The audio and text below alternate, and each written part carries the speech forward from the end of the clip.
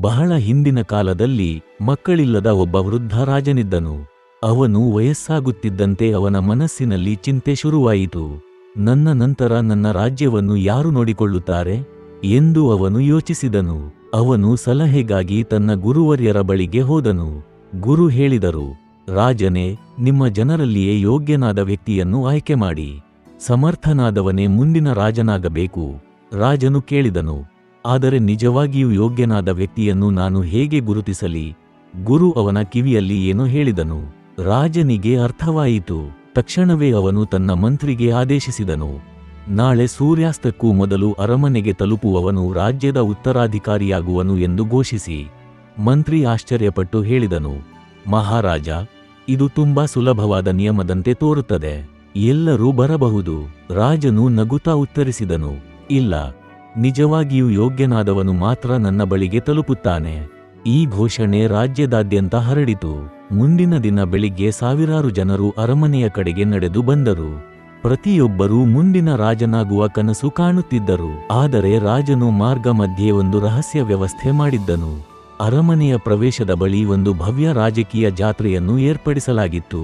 ಅಲ್ಲಿ ರುಚಿಕರವಾದ ಆಹಾರದ ಸುಗಂಧ ಎಲ್ಲೆಡೆ ಹರಡಿತ್ತು. ರಾಜಭಟ್ಟರು ಅನೇಕ ವಿಧದ ತಿನಿಸುಗಳು, ಸಿಹಿ ಪದಾರ್ಥಗಳು, ಅಪರೂಪದ ಹಣ್ಣುಗಳು, ಶ್ರೀಮಂತ ಕರಿಗಳು, ಜನರು ಎಂದಿಗೂ ಸವಿದಿರದ ಆಹಾರಗಳನ್ನು ತಯಾರಿಸುತ್ತಿದ್ದರು. ಬಹಳಷ್ಟು ಜನರು ಅಲ್ಲಿ ನಿಂತು ತಿನ್ನಲು ಆರಂಭಿಸಿದರು. ಒಂದರ ನಂತರ ಮತ್ತೊಂದು ತಿನಿಸು ತಿಂದರು. ಆ ಆಹಾರದ ಆಕರ್ಷಣೆ ಎಷ್ಟೋ ಬಲವಾಗಿತ್ತು ಎಂದರೆ ಅವರು ತಮ್ಮ ಗುರಿಯನ್ನೇ ಮರೆತರು. ಸ್ವಲ್ಪ ಮುಂದೆ ಸಂಗೀತ ವೇದಿಕೆ ಇತ್ತು. ಪ್ರತಿಭಾವಂತ ಗಾಯಕರು ಮಧುರವಾದ ಹಾಡುಗಳನ್ನು ಹಾಡುತ್ತಿದ್ದರು. ಜನರು ಮೋಹಿತರಾಗಿ ಅಲ್ಲಿ ಸೇರಿದರು. ಪಕ್ಕದಲ್ಲೇ ನೃತ್ಯ ವೇದಿಕೆಗಳು, ಅಲ್ಲಿ ಸುಂದರ ನೃತ್ಯಗಾರ್ತಿಯರು ಮನಮೋಹಕವಾಗಿ ನೃತ್ಯ ಮಾಡುತ್ತಿದ್ದರು. ಜನರು ರಾಜನನ್ನೇ ಮರೆತು ಪ್ರದರ್ಶನಗಳನ್ನು ನೋಡುವುದರಲ್ಲಿ ತೊಡಗಿದರು. ಅದರ ಮುಂದೆ ಆಟಗಳ ವಿಭಾಗ ಇತ್ತು. ಬಿಲ್ಲು ಬಾಣ ಸ್ಪರ್ಧೆಗಳು, ಕುಸ್ತಿ, ಕುದುರೆ ಓಟ, ಸಮತೋಲನ ಕಂಬದ ಆಟಗಳು ಮತ್ತು ಇನ್ನೂ ಅನೇಕ ರೋಮಾಂಚಕ ಆಟಗಳು. ಜನರು ಬಹುಮಾನ ಗೆಲ್ಲುವ ಆಸೆಯಿಂದ ಮತ್ತು ಮನರಂಜನೆಯಿಂದ ಆಟಗಳಲ್ಲಿ ತೊಡಗಿದರು. ಮುಂದೆ ರಾಜಕೀಯ ಪಾನೀಯಗಳ ವಿಭಾಗ ಇತ್ತು. ಮದ್ಯಪ್ರಿಯರು ಅಲ್ಲಿ ಧಾವಿಸಿದರು. ರಾಜನು ಕುಡಿಯುವ ಪಾನೀಯವನ್ನು ನಾವು ಕೂಡ ಸವಿಯಬೇಕು ಎಂದು ಕುಡಿದು ನಗುತ್ತಾ ತಮ್ಮ ಗುರಿಯನ್ನು ಸಂಪೂರ್ಣ ಮರೆತರು.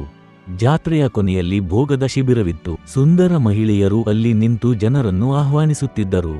ಅನೇಕ ಪುರುಷರು ಕಾಮ ಮತ್ತು ಆಸೆಯ ವಶವಾಗಿ ಒಳಗೆ ಪ್ರವೇಶಿಸಿ ಆಕರ್ಷಣೆಯಲ್ಲಿ ಸಿಲುಕಿದರು. ಸೂರ್ಯಾಸ್ತದ ವೇಳೆಗೆ ರಾಜನ ಬಳಿಗೆ ಒಬ್ಬರೂ ತಲುಪಿರಲಿಲ್ಲ.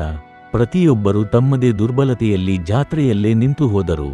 ಸೂರ್ಯಾಸ್ತಕ್ಕೂ ಸ್ವಲ್ಪ ಮೊದಲು ಒಬ್ಬ ಯುವಕ ಜಾತ್ರೆಗೆ ಬಂದನು.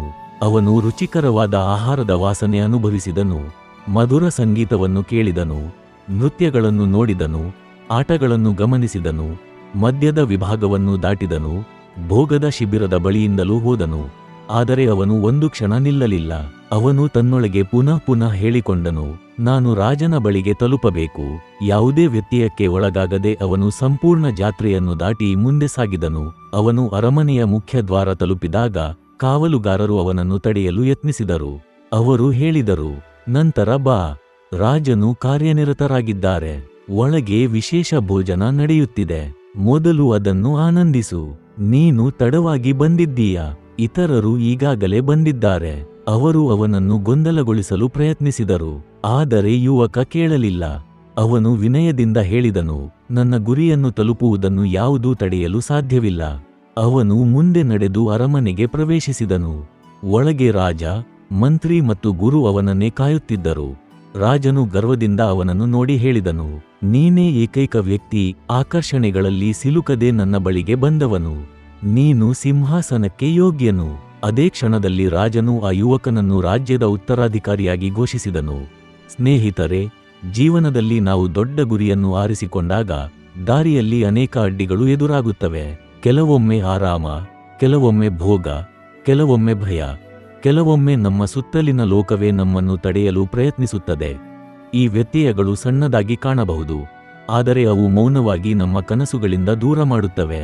ಬಹಳಷ್ಟು ಜನರು ದಾರಿಯಲ್ಲೇ ನಿಂತು ಹೋಗುತ್ತಾರೆ, ಏಕೆಂದರೆ ಆಕರ್ಷಣೆಗಳು ಗುರಿಯನ್ನು ತಲುಪಲು ಬೇಕಾದ ಶ್ರಮಕ್ಕಿಂತ ಸುಲಭವಾಗಿ ಕಾಣುತ್ತವೆ. ಆದರೆ ಸತ್ಯ ಏನೆಂದರೆ, ಯಾವುದು ಬಂದರೂ ಮುಂದೆ ಸಾಗುವವರಿಗೆ ಯಶಸ್ಸು ಸಿಗುತ್ತದೆ.